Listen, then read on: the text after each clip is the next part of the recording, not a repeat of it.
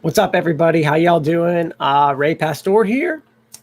Got some updates for you guys and some cool stuff to talk about today.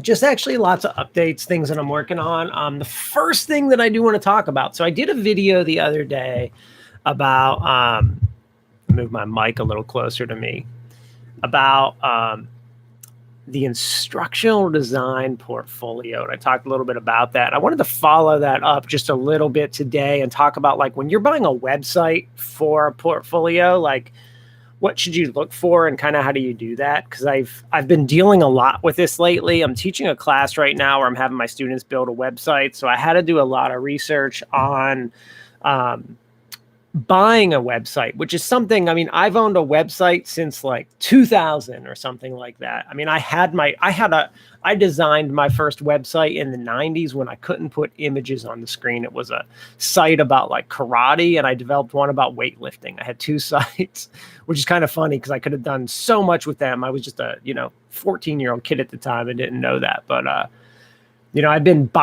used multiple web hosts and seen lots of, things happen in the world of buying and hosting a website. So let me talk a little bit about that. So, I talked about this importance of having a portfolio, which is important for so many fields, like almost like no matter like what you do in life, you need some kind of portfolio, right? Like you need a portfolio of projects, like in business, accounting, computer science, instructional technology. It almost doesn't matter what you do. You need a portfolio, right? And a lot of times it's great to put that portfolio on a website. So I think a lot of people, when they first go to develop a website, if they're not a web developer themselves, it can be a little daunting and confusing. So they're not sure like how to host and what to actually do.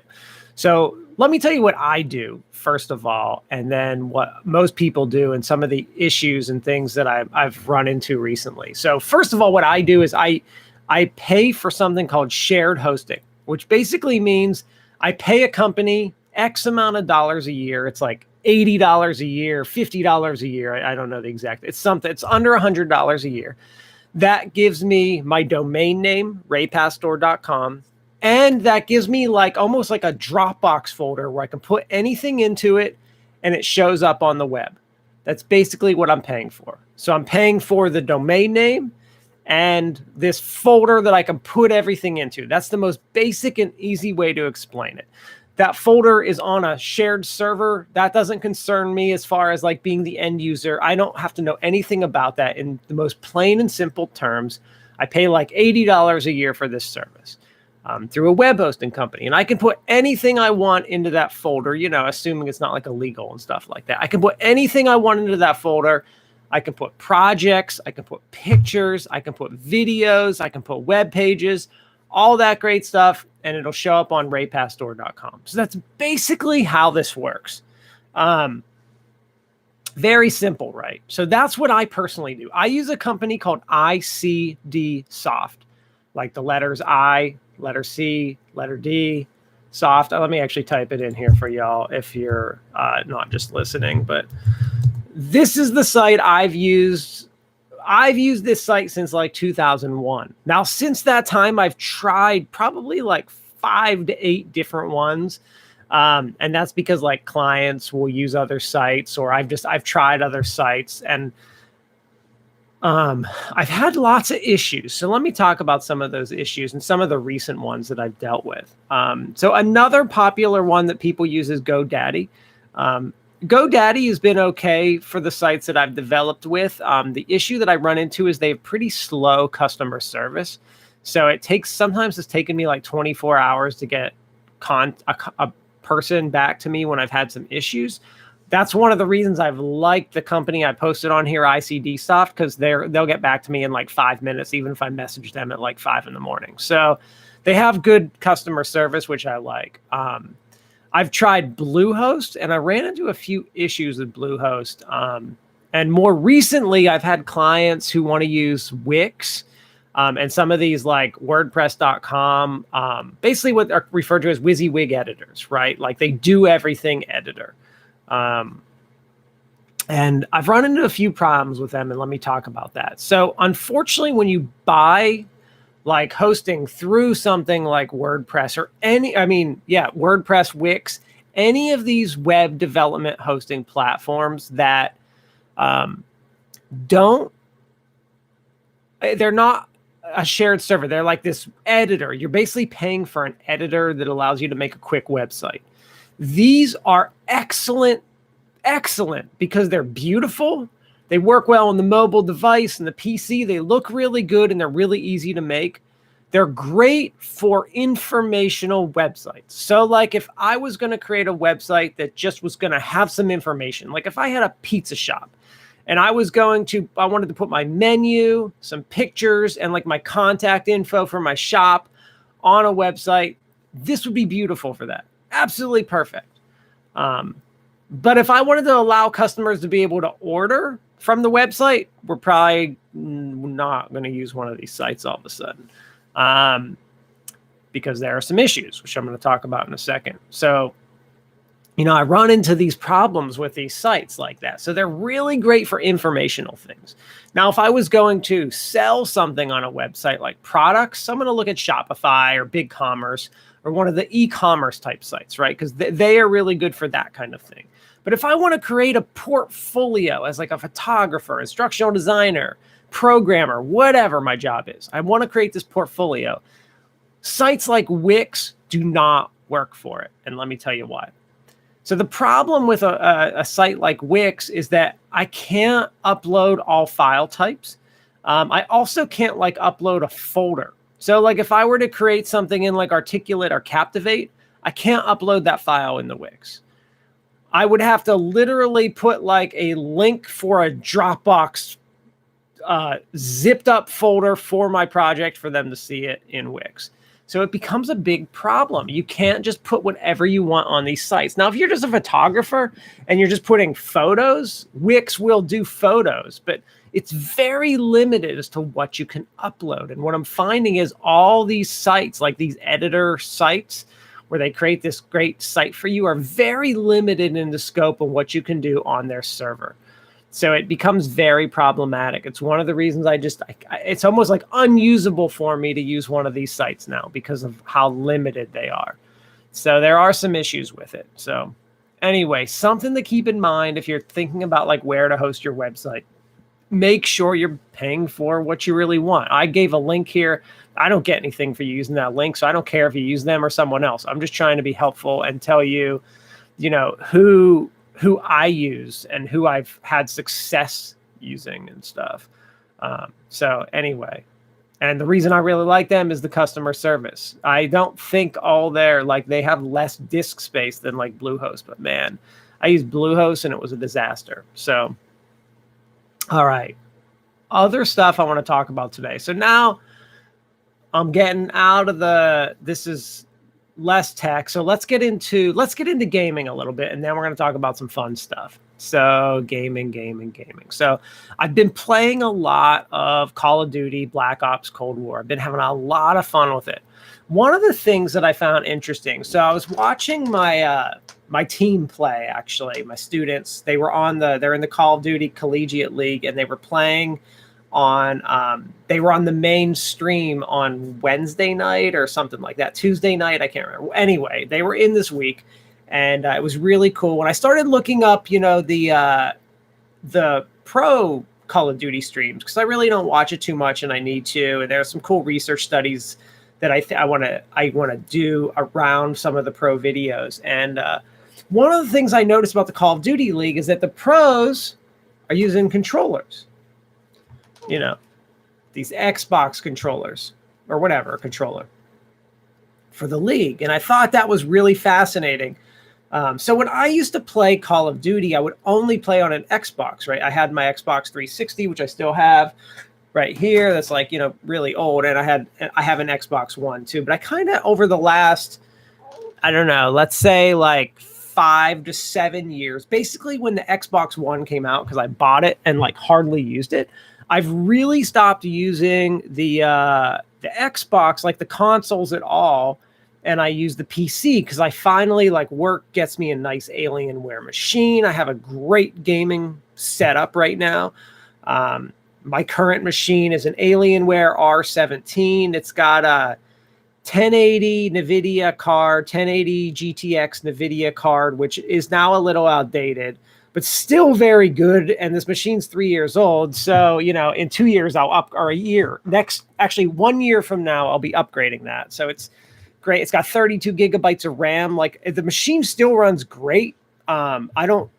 It never gets above like 75 degrees. It's a great gaming machine. So I'm very happy with it. But anyway, since I've had that machine, I really haven't been gaming too much and I was playing lots of League of Legends and stuff. So anyway, I started playing Call of Duty, and I started to wonder, so I just naturally played with the mouse and keyboard, and it feels really good.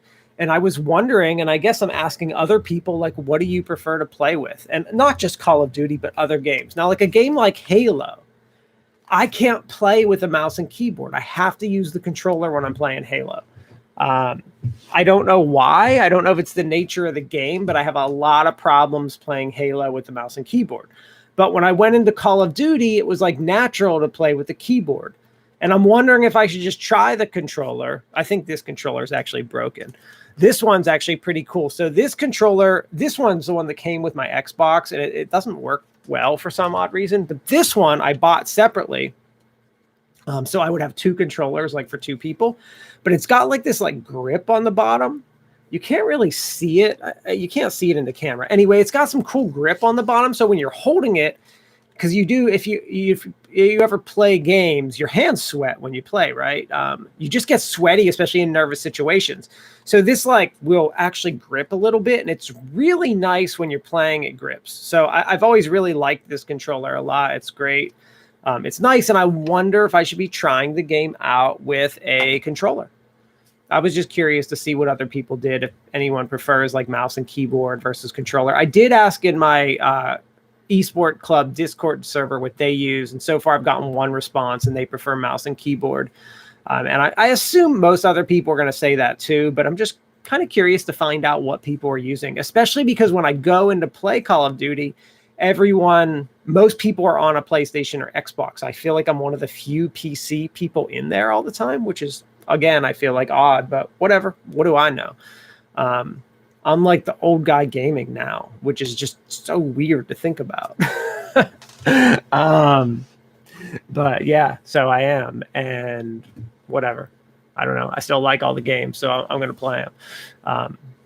So anyway, about that. That's that. That's my big gaming talk for the day. I've been something kind of cool happened in the tech world though that I should talk about. So HyperX was bought out, which is pretty cool. Why can't I even think of the company that bought them out?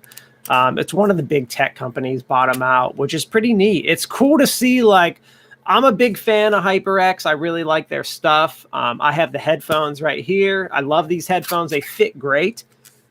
They feel really, really, really great. These are like $120 headphones. Fit and feel great. I really like them a lot. Have a lot of good luck with the HyperX headphones. And I actually have a HyperX keyboard that I'm showing you right now. It's still in the box.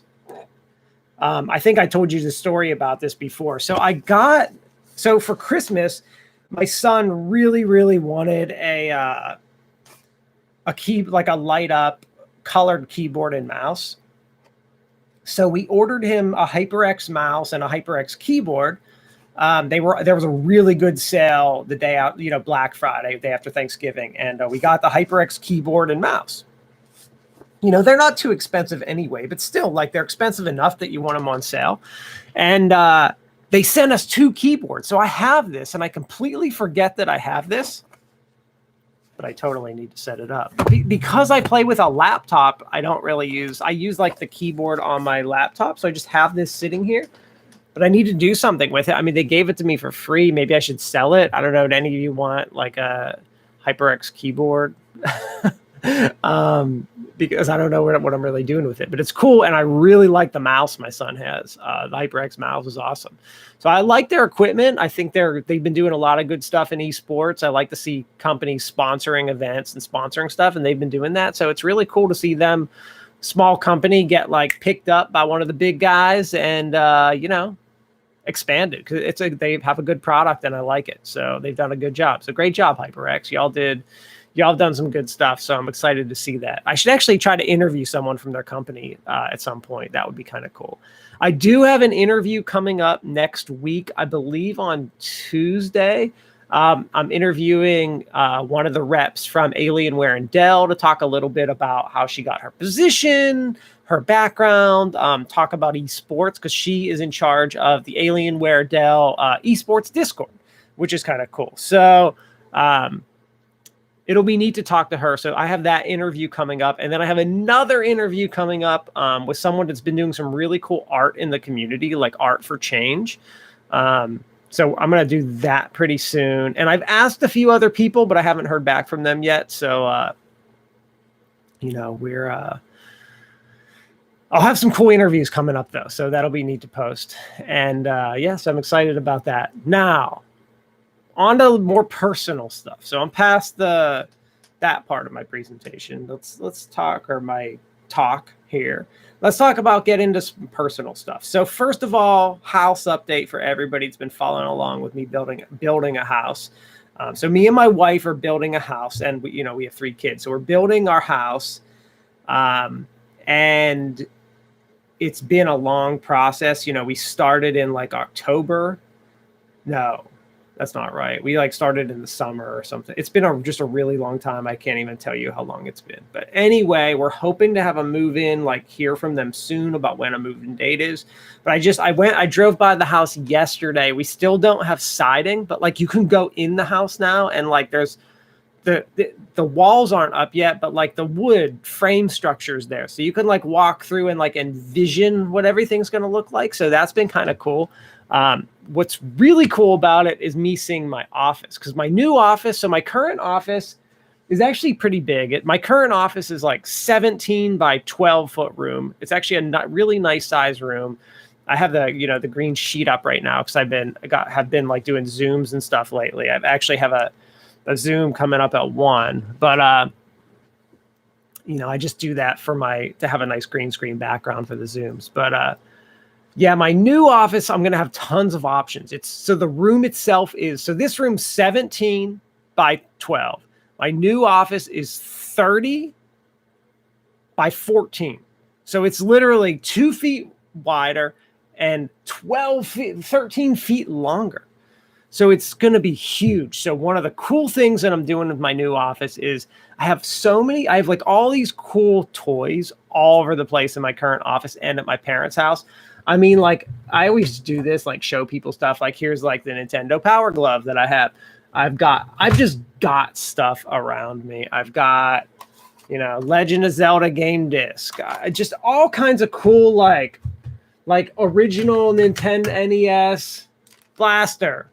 Like I've just got some cool gadgets, and I have so many other things around me. These are just some of my game tech stuff that I like to have this stuff around me because I like to see it all the time. I'm a big I love collecting things, but only if I display them. Like I like to see it. It's got to be like I want to walk into my office and see my cool stuff and like feel good about having it, or else I just shouldn't have it, right? I might as well like get rid of it.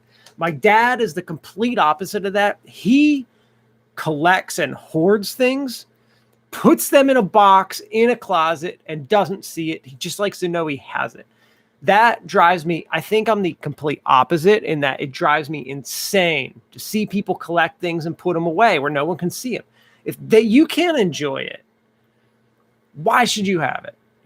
If you're collecting something, have something valuable, and no one can see it, like I just can't.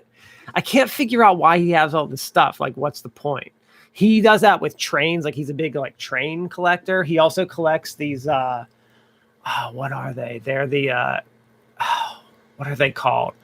Kaleidoscopes. Like the tube kaleidoscope where there's beads in it, and you hold it up to a light and spin the one end around, and it shows different colors. Like he collects those kaleidoscopes. Who collects kaleidoscopes? But he collects kaleidoscopes. He has 30 of them. Oh, you know what else he collects? Hold on. I actually have one right here. He collects these viewfinders. Now, this is one from my kids. This is not like a good one or anything. It's, you put the card, you put like the circle card in, and you can like push the little button on the side and it turns and shows you a different picture. And you look through and it shows you cool stuff. So he collects these. He has them from like the 50s and 60s. I guess when he was a little kid, he was very poor, like really, really, really poor, and didn't have anything. And so now he like has money to buy stuff. So he keeps buying and collecting stuff, but he has a bunch of these Viewmasters around. But he doesn't display any of this stuff, which is very strange. Yeah, he has like old like Tinker Toy and Erector sets and stuff, almost like a little kid. Like there's something wrong there with him. Then again, I mean, I have all my like toys from when I was a kid. I'm going to be displaying like Transformers and He-Man and stuff. But these are all like mine that I actually did have. They just never threw them away. Like I have the old like Voltron. Like I have the whole like I could build Voltron. I have the He-Man castles. I have some cool stuff that I love as a kid. Garbage Pail Kids. Just some cool stuff that I have that is really neat that I want to display in my new office. So I've been like trying to plan, how do I display the stuff? Do I get like display cases? Do I just buy bookshelves? Do I build shelves? Like, what do I want to do? I don't know the answer to this question yet. I want to move into the house and like be in the space first and have my office part, like my tech stuff set up. And then say to myself, how do I want this to be? Because I feel like if I try to pre-plan it, I can't envision it correctly. So I'm going to kind of wait until I move in to do that. So anyway, that's new house update. There's no siding or anything. I'm still waiting for that. So another thing I've been doing. So my wife got me. So this is something my wife got me a bonsai tree for my birthday this year. I guess it was something her and the kids thought I would enjoy, which is funny because maybe 4 or 5 years ago, I tried to plant a bonsai tree and it died. It didn't make it. It was planted from seed though, so I didn't think it had a great start, and I probably just did it incorrectly. And so it died. So she bought me like an actual tree, which is pretty cool. And I've been wanting to really get into bonsai trees for just a really long time. Not that I really want to get into them or anything like that. I'm just a big fan of having a garden and like having houseplants. That's all. I mean, I just really like houseplants and I like a garden. Like I have an aloe vera plant in my office. I have a cactus in my office. Now I have a bonsai tree. I plant like outside tomatoes and peppers and cilantro and spinach and all this stuff every year. Potatoes. I'm a big I like gardening. I like plants, right? So I've been wanting to get into bonsai, but one of the things I wanted to get into with bonsai trees is planting actual fruit. Because you can make, a lot of people picture a bonsai tree as like this green Karate Kid thing, right? So that's not necessarily what they have to be. You can make any kind of tree a bonsai tree. So like an apple tree, a banana, pear. And it grows like fruit. And sometimes the fruit's really small or it's just a little smaller, but you can eat it and everything. You can grow so any kind of tree, an evergreen, whatever it happens to be, maple, oak, you can make a bonsai tree. Literally every kind of tree, you can make a bonsai tree. So what I've wanted to do for a number of years is make fruit trees that are bonsai trees. I've really wanted to grow fruit trees in the house that are bonsai trees. So I started with an apple and I started with an orange. So right now I have the orange. So I got orange seeds from an orange that I was eating. So I might have to buy these seeds at the store that are good, but I'm first trying it with seeds that I had. So I'm starting with the orange. I've got the seeds in a cup with water and soil in a plastic bag type thing. And they're supposed to stay there for weeks until they start growing. Then the apple seeds. Now listen to this. So the apple's kind of weird. The apple seeds like to grow in the cold. So I had to put the apple seeds, I put multiple ones in a paper towel that's soaked like a, damp paper towel in a plastic like Ziploc bag, and I put it into the refrigerator, and it stays in the refrigerator for 6 weeks basically until the seeds sprout. 6 weeks in the fridge, which I just thought was weird, but that's what you're supposed to do. I mean, obviously I need to make sure these things have like water over the next few weeks. Like I just checked the orange seeds today. I'll check the apple seeds tomorrow probably, and moisten the paper towel again so that there's water in there. But what I'm going to do is when they start growing, I will grow both of these orange and apple tree as bonsai and have a mini orange tree and a mini apple trees, and like have like miniature fruit on them, and I can eat the fruit. So how cool is that? I think that's awesome. My wife thinks I'm insane. She has no idea what I'm talking about. I think it's hilarious, and I think it'll be really cool. I just like having plants in my office, like in my space. I've got, as I just said, I got aloe, I've got cactus, and now I have a bonsai. So I'm going to plant these other things. I want to have a bunch of plants around me. It's really healthy to breathe in, and all that good stuff, right? It's good for the environment to have plants. I'm a big plant person. I always love my garden.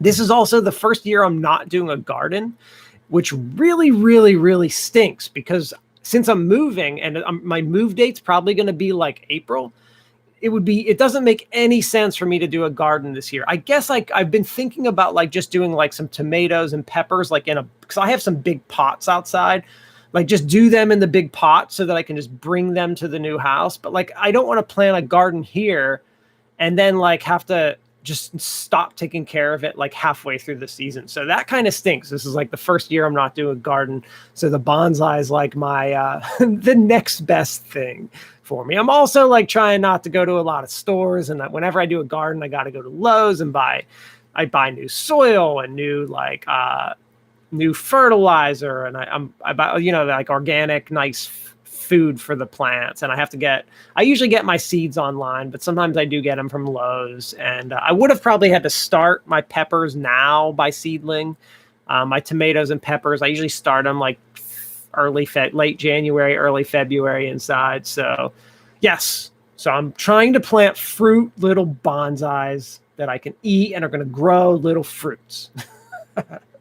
All right. Next personal thing I'm doing. So I'm on this quest right now.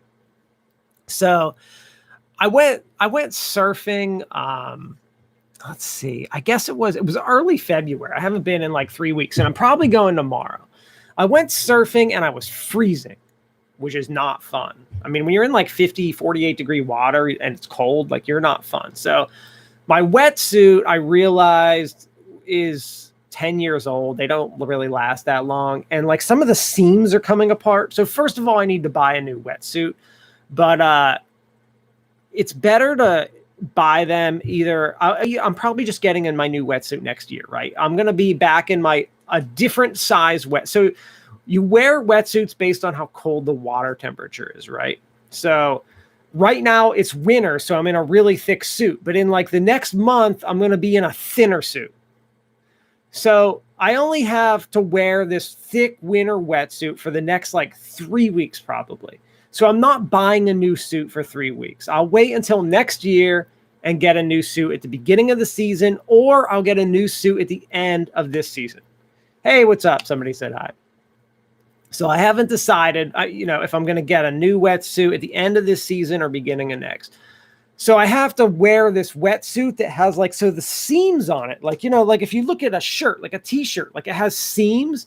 What happens with a wetsuit is that the reason they get old is, first of all, it's made out of neoprene. So the rubber if you have any kind of rubber, anything, it like wears out after a while, right? Like it dry rots and wears out.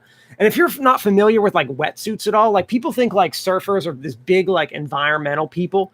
Neoprene in wetsuits is like one of the most toxic substances to humans while it's being produced. Like cement and neoprene are like the two worst possible things that could ever be made by humans. It like destroys the environment. Like the wetsuit factory like destroys humans and civilization. It's like terrible.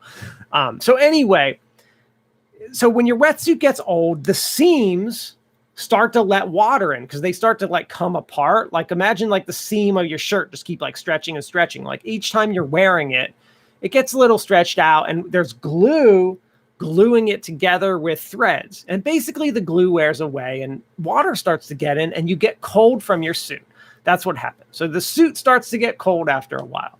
So what I'm trying to do right now is repair the seams and make my suit warmer just to last me like the next few weeks. So what I'm on a quest for right now is a type of glue that will work on like a neoprene to seal those seams. So the glue has to be sticky because it has to stick the seams together. So it has to be like very like get hard, right? But it also has to be soft and bendable so that when I move my arms and stuff, it doesn't just break. So like, for example, if I used a glue gun glue, the glue gun glue seems like it would be really great, but it dries a little too hard because it just breaks. You can't use like Elmer's or Gorilla Glue or anything like that because they would just break. They're way too hard. They would just break. So you have to find a glue that will work. There's all kinds of like potential solutions, but it's going to cost me probably as much as a new suit to go buy all these types of glue to try them out. So it's really frustrating. So I have no idea what I'm supposed to use. I look online and there are some options, but none of them are perfect. And this is a really weird. This is like surfers are people who like are very like, very much like they have lots of like hacks. Like there's like all kinds of surfboard hacks to like repair your surfboard. Like what can you do when your surfboard gets dinged, like a hole in it and you're at the beach? How can you still surf? Like what can you do to fix it? So we have like all these hacks. There's no hacks for wetsuits, which is really weird. So I don't know what I'm supposed to do. There is like a duct tape of wetsuit, which is called Aqua Seal. It's like the special glue, but it's more of the glue that I would use to like repair a hole or repair like one piece of a seam. It's not like a glue that you would use to cover all the seams. So I'm not sure what I'm supposed to use. I think if I like melted real rubber onto the suit, that would work. Like, you know, like the rubber from a bottom of a shoe. I think that would work really well, but I'm not doing that because I'd probably like get some really horrible disease from doing that. So I'm not going to do it. So this is my quest. I've been reading about different kinds of glue and like different types of all kinds of materials, and I can't figure it out. So if anybody out there knows anything about glue and they know something that could potentially work to seal like a wetsuit seam, like cover the whole suit, not just like Aqua Seal, let me know because that would be extremely helpful. And I know none of you watching this probably even care about wetsuits or anything that I'm talking about with glue, but it's a problem. And I thrive on solving problems like this. I don't care what it's about, what my interest level is in it. I love searching, finding reviews, reading research, and figuring out a solution to a problem and doing the test. Like I want to order like $400 worth of different types of glue right now to do a big experiment video where I do use all the kind of glues. I go out and test it. I see what it's like. I would love, like, that's fun to me. Like, I love doing stuff like that. I think I did this. I actually did something like that maybe 5 years ago with different types of rust products. I went to all these companies because I was trying to find this thing that would stop metal in my garage from rusting. I had these weights that kept rusting. I was trying all these different oils. And what I did is I contacted all the rust companies and they gave me all these free samples. And then I bought like washers at Lowe's. They were like, 10 cents a piece. I bought like 40 of them. I tested. I had just nothing, just the washers with nothing on them. The washers with water, sprayed water, and then the washers with sprayed salt water. And I analyzed them every day to see which would rust first in my garage. It was the most fun experiment. I felt like a kid doing like a science experiment. I really like doing stuff like that. It's super fun. Maybe I should do that rust video. I should, because I didn't make a video of it. That was just like me. That was like me doing like something for fun at home. like totally not a video or anything. I was just like, this is what I'm doing. So I need to do one with glue, but it's like expensive because some of the tubes are like, they're all like $12 to like $20 a tube. They're not like real, like $2 a tube. So if I test like 10 of them, I'm potentially looking at $200. So it's like starts to get kind of expensive fast. And that starts to be like where you get to this point where it's like, am I wasting money? Because a brand new wetsuit is like, maybe I can get a cheap one for $200, but like more like 300. So that's where it starts to get a little bit waste of money. Hey, someone said, hey, from Sweden. How you doing? I'm in North Carolina, United States, North Carolina. Good old state of North Carolina. Kind of funny. Me and my wife are watching the show Outlander, which the first season was kind of cool and interesting, but we're on season like 3 or 4 and it's really terrible. I can't stand the show at all. I'm like just on my phone right now while she's watching it basically. Cause it's like these people just keep having like the same problem over and over again. And like, they can never be happy. It's just like one problem after another. And they just went from Europe. They're in like the 1600s or something like that. I don't even know. And they just went to North Carolina in America. And now they're in Wilmington where I am, which is interesting to see that they're in Wilmington in like the 1500s. Not that it's real. I mean, it's a fake show kind of thing, but it still was kind of cool to see that. So, yeah, so that's, wow, I talked for a long time, but yeah, that's pretty much, those are my big updates. It's weekend, it's Friday, so I'm excited about that. We do pizza movie night on Fridays.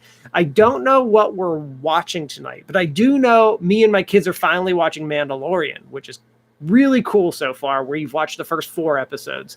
We've been watching like 2 or 3 episodes a weekend. So, yeah, no, well, maybe we'll finish season 1 this weekend. So I'm watching that right now. Kind of cool. I'll give a full review once I actually watch the entire thing. So I'm at the point where I'm not going to spoil it. So if y'all haven't seen it, I'm not going to do that. But yeah, that's everything. So that's everything. Yeah, pizza movie night, Friday night, always exciting. And I might go surfing tomorrow. So there might be some waves and it might be nice out too. So I'm excited about that. We might also do like this hike at some park. Oh, and so this park we're going to has Venus flytraps, real ones. So what's really cool is I'm talking about where I live. An interesting like fact about Wilmington is it's the only place in the world that Venus flytraps grow naturally, which is really cool. So we're going to go check out this park. I don't know what it's called, like Battlefield Park or something. I don't know. It's like 20 minutes away. And there are real Venus flytraps. I've been living here for 11 years and I've never seen like the Venus flytraps, like the real ones, you know, not the ones at the store, but like the ones in like the growing in the wild. So that'll be pretty cool to go see. So that's kind of our plan this weekend. And then we're doing like skate park with the kids on Sunday. So you know, I got some fun stuff planned this weekend. It'll be a little relaxing and busy, man. My stress level goes way down on the weekends. I need that. I'm excited for that. I have meetings at 1 and 2 today. I'm not looking forward to that. Not that they're bad meetings or anything. It's like you just see it on your calendar and it's like it never ends. So I'm sure a lot of y'all can relate to that, where it's like you just are constantly bombarded with work. It's like, this is a break from work, like going on video, like it's fun. So anyway, guys, that's everything. That's all. I hope everyone's doing well. And yeah, have a great weekend, everybody. I'll see you later.